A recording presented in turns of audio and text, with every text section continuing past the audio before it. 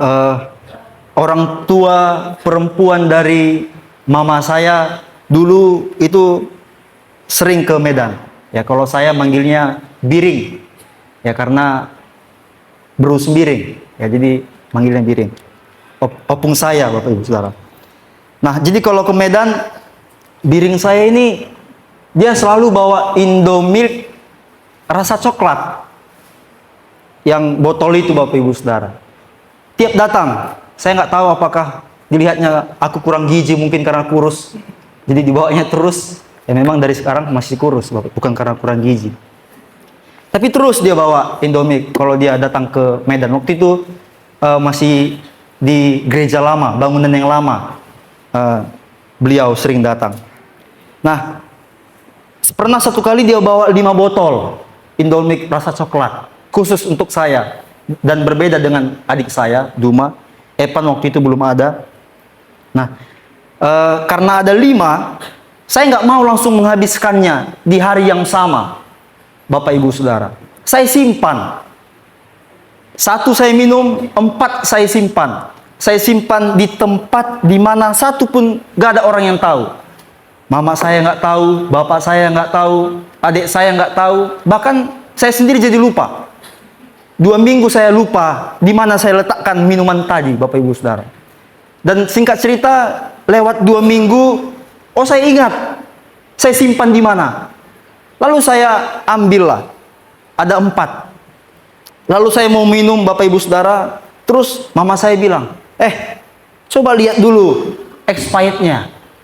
Kapan terakhir batasnya diminum? Katanya, oh iya juga ya. Jadi kulihat, waduh, udah lewat 5 hari. Jangan minum, nanti kau sakit.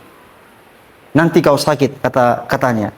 Jadi kalau meminum sesuatu minuman yang sudah lewat batasnya, bisa sakit. Bapak Ibu setuju atau enggak? Ya, atau sering nggak perhatikan di botol itu ada loh expirednya? Atau jangan-jangan Bapak Ibu Saudara langsung gas saja. Haus sekali aku, langsung gas. Ya ada di situ expirednya. Nah, hari ini saya ingin tekankan Bapak Ibu Saudara, sesuatu yang melewati batas itu nggak baik. Sesuatu yang melewati batas itu nggak baik. Jadi judul firman Tuhan hari ini, batasan hidup orang beriman. Ya, judul firman Tuhan hari ini, batasan hidup orang beriman. Mari kita buka Alkitab kita di dalam Pengkhotbah 7 ayat 15 sampai 22. Pengkhotbah 7 ayat 15 sampai 22.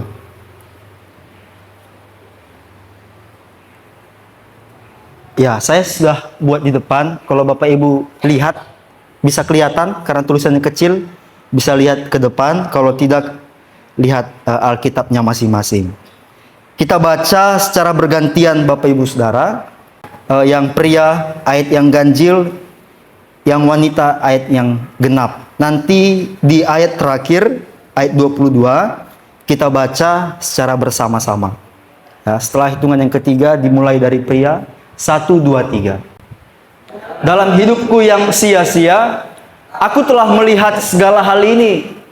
Ada orang saleh yang binasa dalam kesalehannya, ada orang fasik yang hidup lama dalam kejahatannya.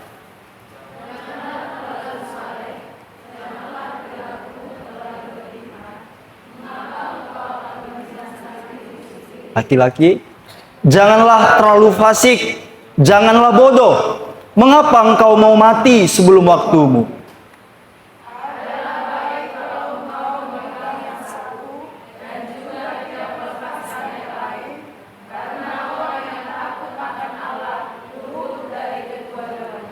Hikmat memberi kepada yang memilikinya lebih banyak kekuatan daripada 10 penguasa dalam kota.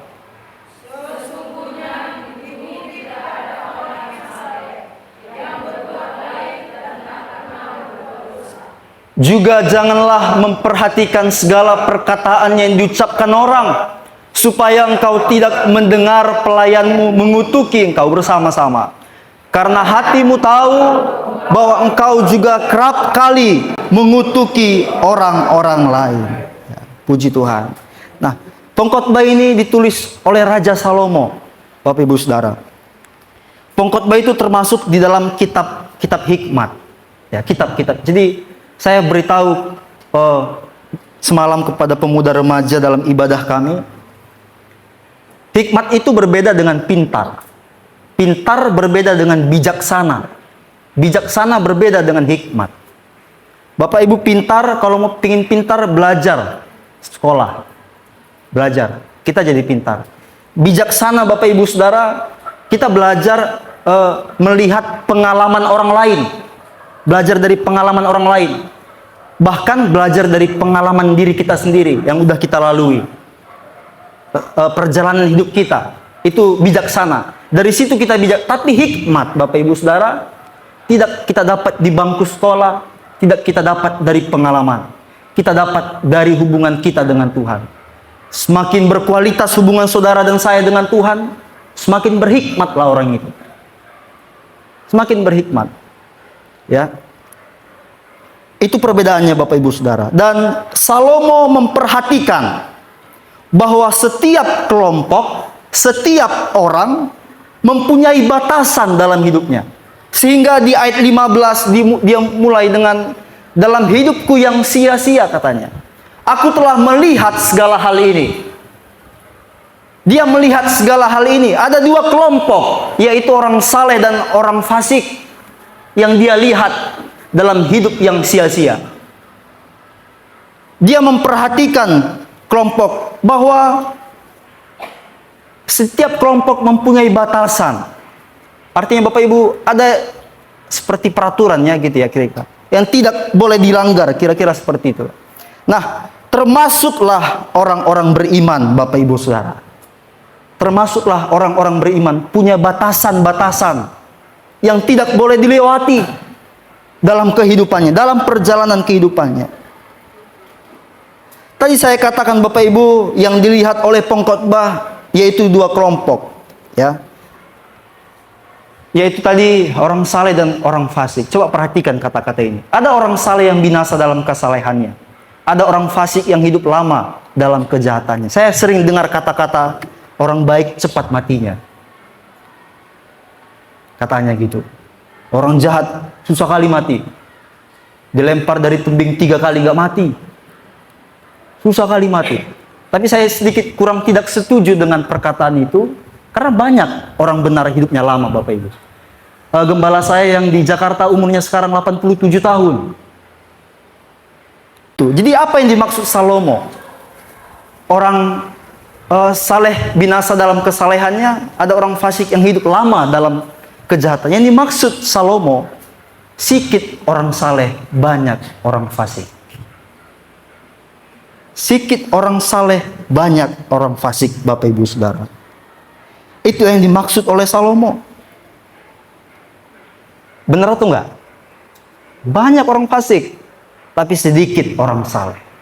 Jadi Bapak Ibu Saudara, biasanya yang sedikit-sedikit itu orang-orang penting. Yang sedikit-sedikit itu, kalau barang-barang yang sedikit, yang mahal itu namanya barang limited edition Bapak Ibu. Ya kan? Jarang muncul, sikit dia, tapi orang incar terus.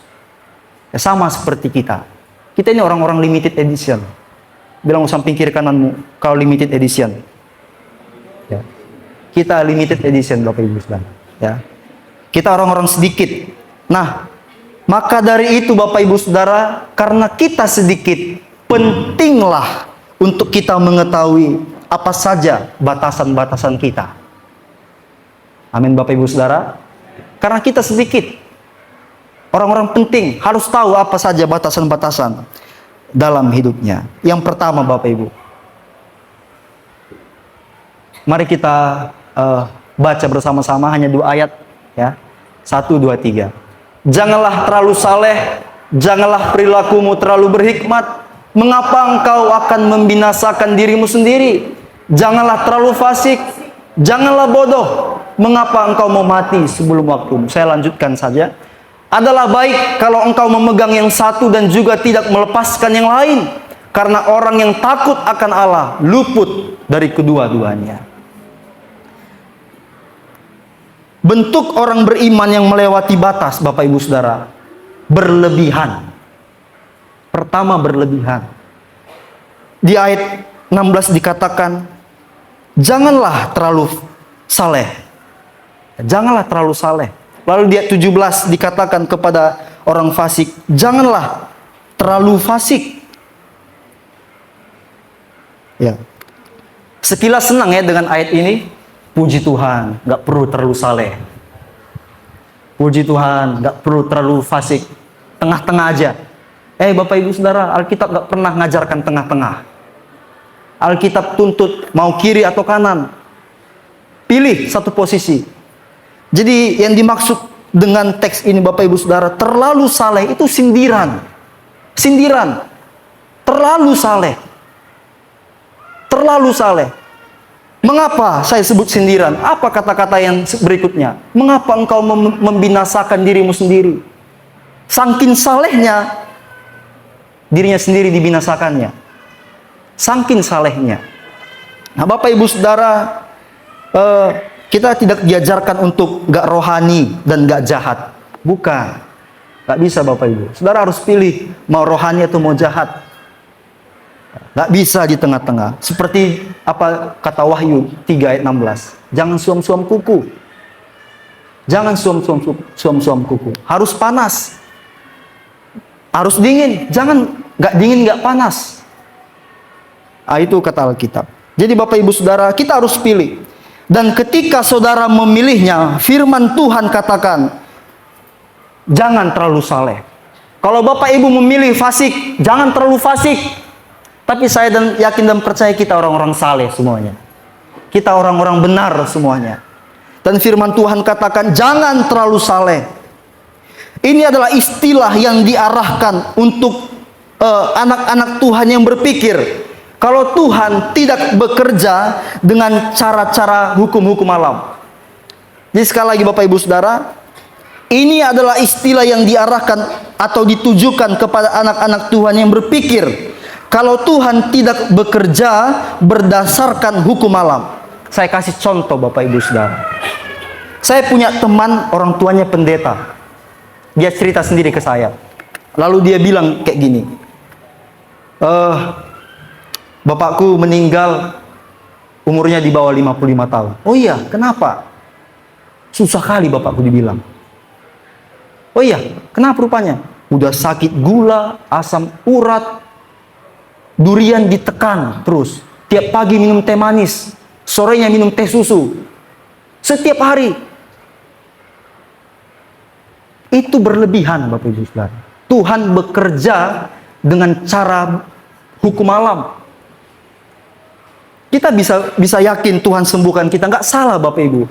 Tapi kalau larangan-larangan, pantangan-pantangan yang bisa menyulitkan hidup kita, itu harus kita ikuti. Kita ikuti perintah-perintah dokter misalnya. Bukan dilanggar. Dia sendiri yang katakan, iya bapakku susah kali dibilang katanya. Dia sendiri yang katakan ke saya. Semua dimakaninya. Itu contoh orang berlebihan. Ya, jadi Bapak Ibu Saudara, orang beriman harus tahu batasan ini. Jangan terlalu saleh. Jangan berlebihan. Kalau Bapak Ibu Saudara ingin sembuh, datang ke dokter. Beli obat Bapak Ibu Saudara. Ikuti pantangan-pantangannya. Jangan dilanggar. Melalui itulah Tuhan sembuhkan kita. Untuk apa Tuhan buat dokter? Untuk apa Tuhan percayakan anak-anak Tuhan yang pintar medis? Bapak Ibu Saudara. Itu orang-orang yang berlebihan Bapak Ibu Saudara. Tuhan gak pernah tinggal diam ketika kita sakit. Amin Bapak Ibu. Dia tahu Bapak Ibu Saudara, kita sedang sakit apa. Dia tahu kita sedang perlunya apa. Jadi ketika kita berobat, berdoa, Tuhan sembuhkan saya. Ketika saya makan obat dalam nama Tuhan Yesus, Tuhan sembuhkan saya. Bapak Ibu tahu di mana bagiannya Tuhan? Bagiannya Tuhan Bapak Ibu Saudara, ketika nggak ada lagi obat yang bisa sembuhkan kita, ketika nggak ada lagi dokter yang dapat membantu kita, di situ Tuhan langsung bekerja. Sehingga tepatlah yang dikatakan Paulus, pencobaan nggak melebihi kekuatanmu. Kenapa? Waktu mau melebihi, Tuhan potong. Langsung dia yang kerja. Dia nggak tunggu dokter. Langsung dia yang kerja waktu ingin melebihi. Itu yang dimaksud oleh Paulus. Dan hari ini Bapak Ibu Saudara, jangan terlalu saleh.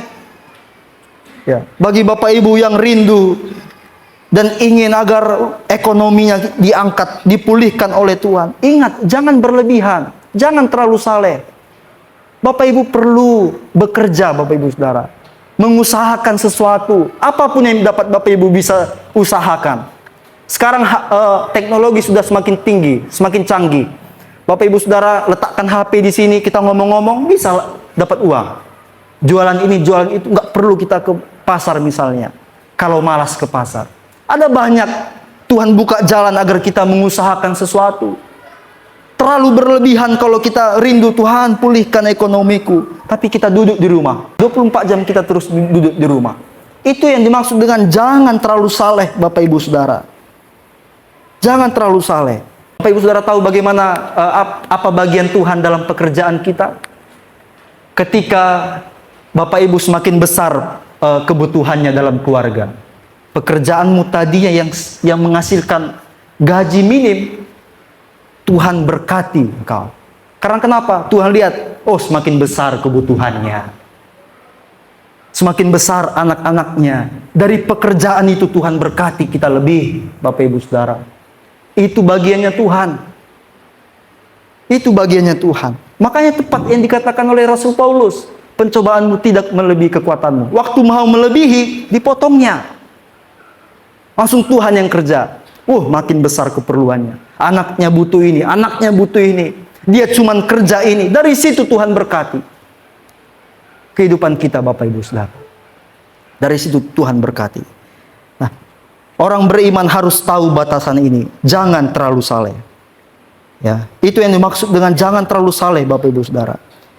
Bagi Bapak Ibu atau bukan, bagi saudara-saudara pemuda-pemudi yang ingin cari jodoh, ingin punya pacar, cari pacar.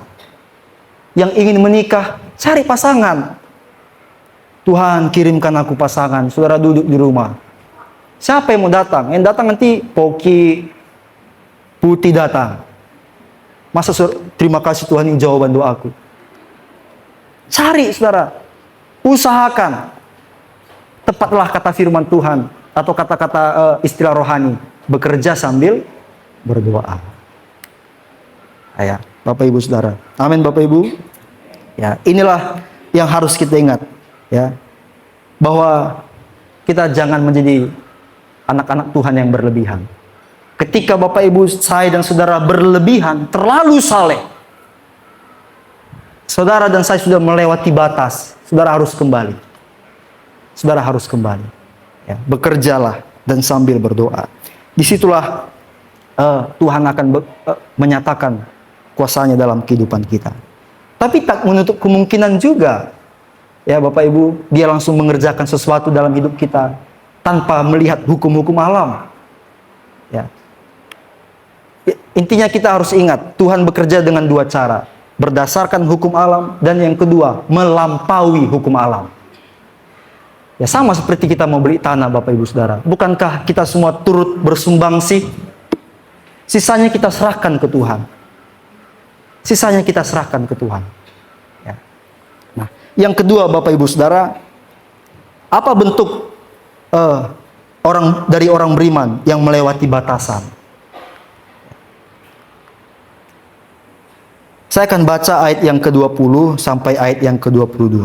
Sesungguhnya di bumi tidak ada orang yang saleh, yang berbuat baik dan tak pernah berbuat dosa. Juga janganlah memperhatikan segala perkataan yang diucapkan orang, supaya engkau tidak mendengar pelayanmu mengutuki engkau.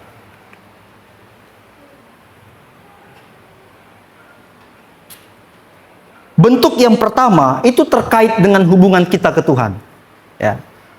Dan bentuk yang kedua itu terkait dengan hubungan kita dengan sesama.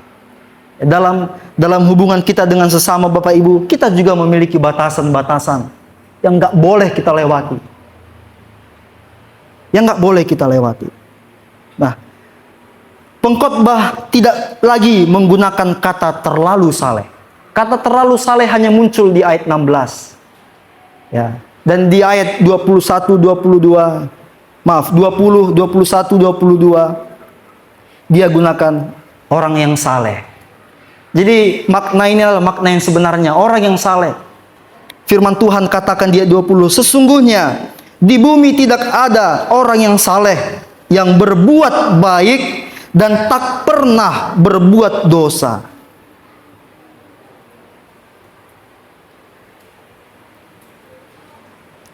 Dan dosa yang disinggung oleh pengkhotbah itu dosa perkataan, Bapak Ibu. Kalau kita baca nanti ayat 21, 22, dosa berkaitan dengan mulut, ya, perkataan, Bapak Ibu Saudara. Bapak Ibu harus tahu, dosa yang paling rentan kita lakukan itu dari mulut. Mungkin Bapak Ibu dalam satu hari bisa nggak melakukan dosa, nggak mencuri, nggak memukul anak, nggak memukul istri, tapi dalam mulut kita rentan sekali melakukan kesalahan, rentan. Sehingga dikasih contoh oleh pengkhotbah berkaitan dengan perkataan, Bapak Ibu Saudara. Nah, mengapa saya sebut lupa diri? Mengapa saya sebut lupa diri? Ya, yang kedua, batasan yang kedua, jangan melewati batasannya, itu lupa diri. Orang yang lupa diri, dia melewati batasan orang beriman. Di ayat 21 dikatakan, juga janganlah memperhatikan segala perkataan yang diucapkan orang. Bapak Ibu Saudara, kira-kira kalau ada seseorang memperhatikan segala perkataan yang diucapkan orang, tujuannya ngapain? Mencari kesalahan. Mencari kesalahan. Ya. Nanti dia tanya ke sana, dia tanya ke sana, cari-cari informasi, cari kesalahan, suka dengar. Itulah manusia. Benar Bapak Ibu Saudara? Kita suka dengar informasi. Contohnya di Indonesia, jatuh aja sedikit, semua langsung ngumpul, Bapak Ibu. Di luar negeri beda. Ada tabrakan, misalnya mobil kebakar, orang lari. Di Indonesia kebakar mobilnya makin rame. Makin besar yang terbakar, makin rame yang datang. Makin ramai datang. Karena kita suka mengetahui sesuatu. Oh, kenapa? Ya. Nah, itu yang dikatakan oleh pengkhotbah. Jadi tujuan orang memperhatikan segala perkataan orang lain adalah mencari kesalahan. Nah, inilah yang membuat kelompok saleh yang pertama tadi di ayat 15 semakin hari semakin sedikit. Karena kenapa? Mereka yang katakan saya saleh, ternyata dia lupa dirinya. Dia lupa dirinya. Itulah yang dikatakan oleh pengkhotbah. Janganlah memperhatikan segala perkataan yang diucapkan orang. Nggak ada orang baik tanpa pernah berbuat dosa. Jadi orang saleh semakin hari semakin sedikit. Karena orang saleh terus memperhatikan kesalahan sesamanya. Terus mencari-cari. Terus menunggu-nunggu. Sehingga semakin hari semakin sedikit orang yang saleh.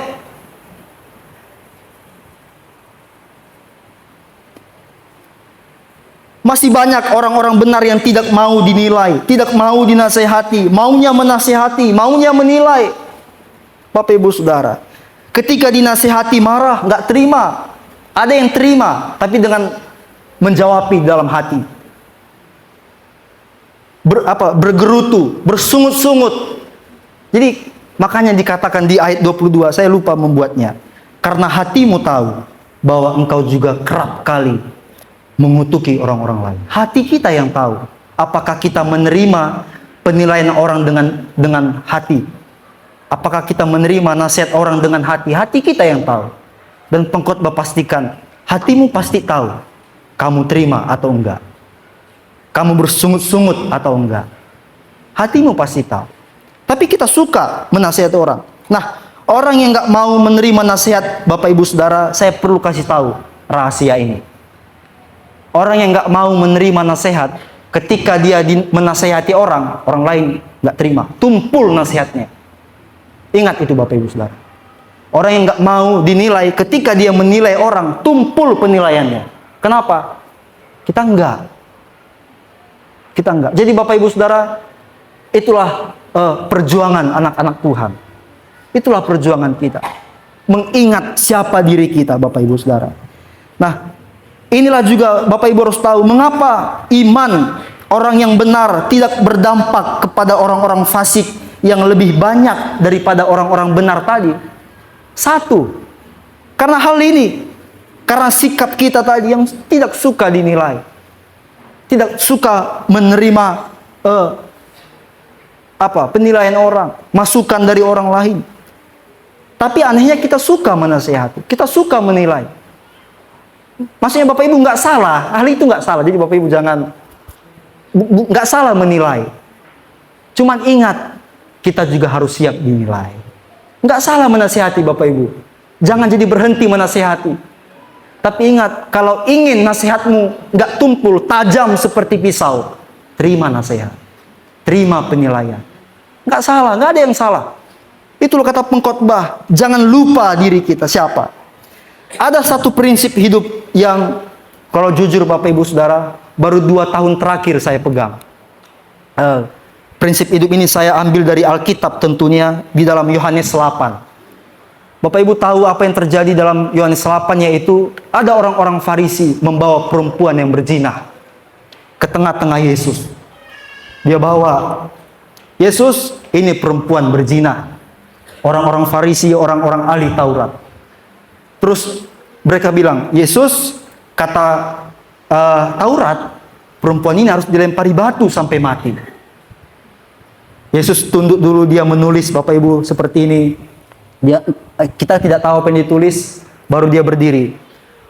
Kamu yang tidak berdosa, ayo lempari dia. Pertama, kamu lempar dia dengan batu. Siapa di antara kamu yang tidak berdosa, silakan lempar dia dengan batu. Kalau Bapak Ibu baca teksnya, perlahan-lahan orang Farisi tadi, ahli-ahli Taurat tadi, semua pulang. Tak ada yang melempari perempuan berzina tadi dengan batu, Bapak Ibu Saudara. Padahal Yesus, ayo silakan lempar mereka dengan batu. Bukan mereka, lempar dia dengan batu. Silakan. Betul yang kamu bilang, betul, silakan. Lempar dia. Gak ada yang lempar. Dan Yesus sendiri pun orang yang benar, Bapak Ibu Saudara. Dia nggak lempar perempuan tadi dengan batu. Dia bilang, sini kau. Kau pergi dan jangan berbuat dosa lagi ya. Dia pergi. Tuhan Yesus kasih peringatan. Tuhan Yesus kasih kata-kata yang membangun hidupnya. Kau pergi ya, jangan berbuat dosa lagi. Yesus nggak lempar dia dengan batu. Dan prinsip ini Bapak Ibu, yaitu saya nggak akan menasehati orang lain kalau saya belum benar dalam hal itu. Saya punya teman Bapak Ibu Saudara di kampus. Dia menasehati saya, sepatumu kenapa nggak pentopel? Tahu sepatu pentopel lah. Tapi yang ngomong pakai sepatu Keds. Menurut Bapak Ibu kira-kira cocok atau enggak? Kira-kira siapa yang layak ngomong sama saya? Orang yang pakai sepatu pentopel. Mana sepatu pentopelmu? Saya lihat, pakai pentopel. Iya Pak, maaf ya Pak. Iya Bang, maaf ya Bang. Tapi waktu saya tingkat 1, ini kakak-kakak tingkat yang mungkin senioritas. Mana pentopelmu? Terus ku tengok, pentopelmu mana? Bilang lagi. Jadi Bapak Ibu Saudara, mari kita belajar. Bukan tidak bisa kita hidup benar. Bukan tidak bisa. Kita semua bisa hidup benar di dalam Yesus, Bapak Ibu Saudara. Amin. Kita semuanya belajar. Kita semuanya belajar. Karena di dalam Tuhan kita dimampukan untuk hidup benar. Kita akan belajar menerima satu dengan yang lain. Dan penerimaan ini didasari oleh kesadaran, oleh pengertian bahwa aku hanyalah orang yang dibenarkan di dalam Tuhan. Makanya Bapak Ibu Saudara, kita semua harus maju sama-sama. Maju sama-sama. Yang satu benar dalam perkataan, ajak teman-teman yang lain, ayo benar dalam perkataan. Maju sama-sama. Dikuatkan imannya, ayo benar dalam perkataan. Yang satu salah dalam perbuatan, kita benar dalam perbuatan, ayo maju sama-sama, maju sama-sama. Kita maju dalam perbuatan. Sehingga orang yang saleh yang sedikit tadi, semakin hari semakin banyak, saudara. Kenapa? Karena mau maju sama-sama. Mau maju sama-sama. Sayangnya anak Tuhan, sedikit yang mau maju sama-sama. Sikit. Ya, sikit. Jadi Bapak Ibu, saya rindu kita di tempat ini saling maju sama-sama. Amin Bapak Ibu Saudara, maju sama-sama. Yang satu benar dalam perbuatan. Saya juga kurang suka kalau Bapak Ibu benar dalam perbuatan, tapi nggak mau mengajak temannya. Itu salah juga Bapak Ibu Saudara. Kita benar dalam hal ini, tapi ketika melihat teman kita salah, kita nggak mau bangun dia. Itu juga salah. Ah, biar aja lah itu, nggak urusanku itu. Padahal kita udah mampu hidup benar dalam hal itu karena kekuatan Tuhan. Tapi kita abaikan orang itu. Itu pun salah Bapak Ibu Saudara. Itu pun salah. Jadi Bapak Ibu, orang yang tahu kalau dia orang yang dibenarkan oleh Tuhan akan berbeda menanggapi sikap sesamanya. Akan berbeda menanggapi sikap sesama. Dia akan membela orang itu dan bukan menjatuhkannya. Dia akan membela. Ya, itu orang yang benar. Dia membela. Jadi ketika jumpa ke sana, jumpa ke sini, dia nggak akan. Saya punya teman Bapak Ibu dan saya sedikit emosi juga dalam hati. Saya ajak dia bicarai orang, dia bilang, dia jawab gini, misalnya ada satu teman saya jualan di kampus. Kenapa dia jualan di kampus ya? Terus, tak apa soalnya gitu dalam saya berkata. Terus dia bilang, ada targetnya itu bang. Padahal saya udah pancing-pancing untuk apa? Cerita-cerita panjang. Dia jawab, ada targetnya itu bang. Bisa itu, katanya gitu. Terus saya melihat ada teman saya juga yang kurang tepat dalam tindakan. Saya ajak dia bicara. Padahal dia kayak gini kan. Tapi lihatlah dia itu, kayak gitu. Mungkin ada masalahnya bang. Dibawanya terus ke positif. Dan memang jadi mati cerita ya. Jadi saya yakin ibu-ibu nggak suka dengan ibu-ibu yang kayak gitu kan. Langsung dijauhi. Langsung mati cerita kau buat. Langsung cari teman yang lain yang bisa bangkit-bangkitkan cerita. Nah, saya nggak tahu Bapak Ibu Saudara, apakah betul ibu-ibu seperti itu? Pasti ibu-ibu cari teman yang suka matikan cerita. Ya, tidak ada aminnya. Ya, puji Tuhan. Susu Indomilk tadi yang saya simpan selama 2 minggu nggak bisa diminum, harus dibuang. Tapi kita sebagai orang yang percaya, yang di dalam Tuhan, kita masih bisa kembali kepada Tuhan. Walaupun mungkin sudah lewat batas seperti ini kira-kira ya, udah lewat batas, kita bisa masih naik lagi karena kita di dalam Tuhan. Ya. Tidak dibuang seperti susu saya tadi. Tidak dibuang. Jadi Bapak Ibu Saudara,